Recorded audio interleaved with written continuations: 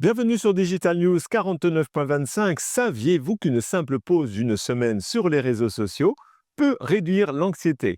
C'est le signal d'alarme d'une semaine choc où l'IA, l'espace et les réseaux sociaux ont redessiné nos limites. Commençons tout de suite par ce signal d'alarme. Cette étude est formelle. Se déconnecter une semaine des réseaux sociaux diminue nettement les symptômes d'anxiété et de dépression chez les jeunes adultes.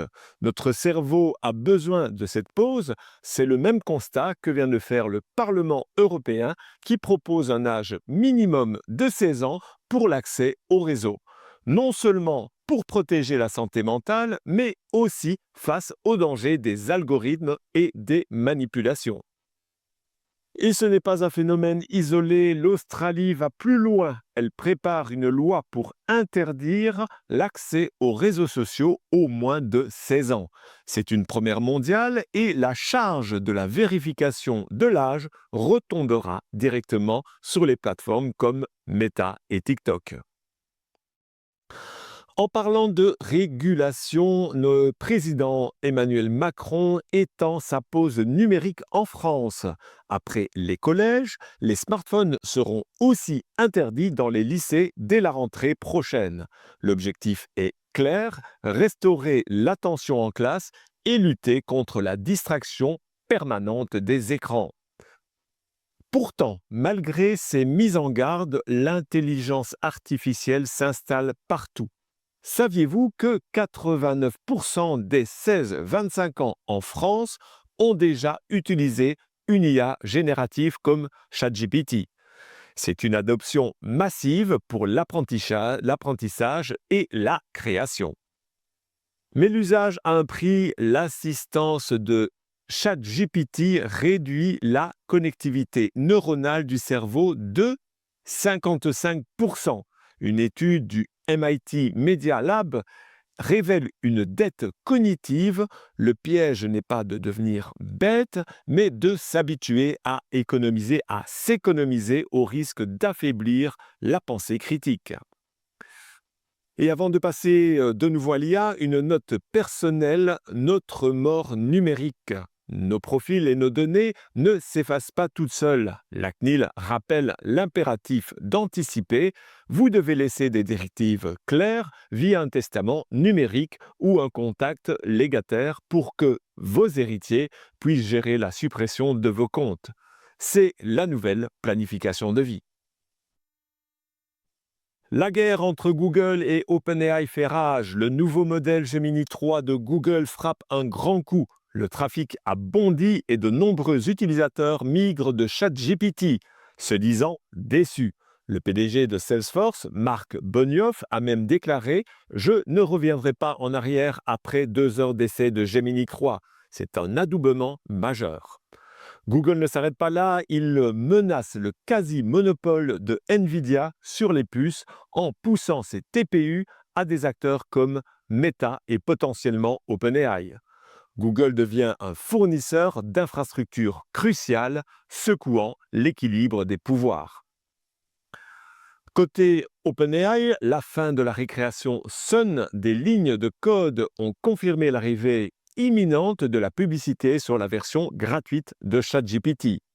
Face aux milliards de dollars de coûts pour atteindre l'AGI, on parle de 207 milliards de dollars d'ici 2030 pour l'entreprise.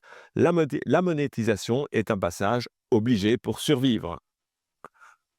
Pour innover différemment, Pavel Durov, le fondateur de Telegram, mise sur l'anti-géant. Il lance Cocoon, un géant d'IA décentralisé sur la blockchain TON. L'idée est de briser le monopole de l'IA centralisée et d'assurer une confidentialité totale en rémunérant les propriétaires de GPU. L'IA coûte aussi à la planète. Le nouveau champ de bataille, c'est l'empreinte écologique.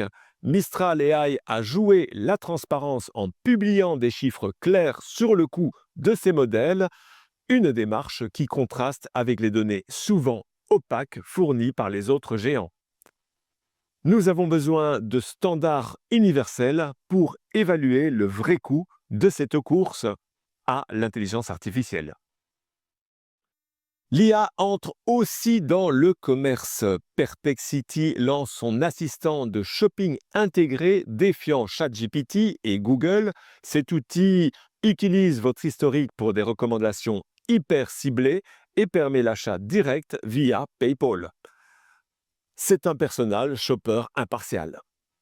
Et même dans la finance, l'IA devient indispensable. HSBC a signé un partenariat majeur avec Mistral AI pour intégrer ses modèles et transformer ses outils métiers, privilégiant un acteur européen pour la sécurité et la souveraineté des données.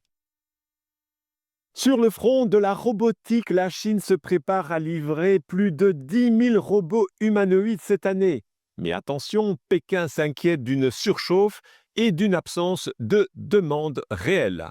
De son côté, Xiaomi fait des robots et de l'IA en usine sa nouvelle priorité stratégique pour transformer sa production. Et enfin, la course à l'espace continue de s'accélérer. Starlink vient de subir une panne mondiale, mais la résolution du bug a, tenez-vous bien, involontairement triplé la vitesse de connexion pour de nombreux utilisateurs. La panne a donc créé une accélération de performance. SpaceX construit 3 nouveaux pas de tir en Floride pour son Starship. C'est un déploiement massif qui sécurise sa cadence de vol vers Mars et la Lune.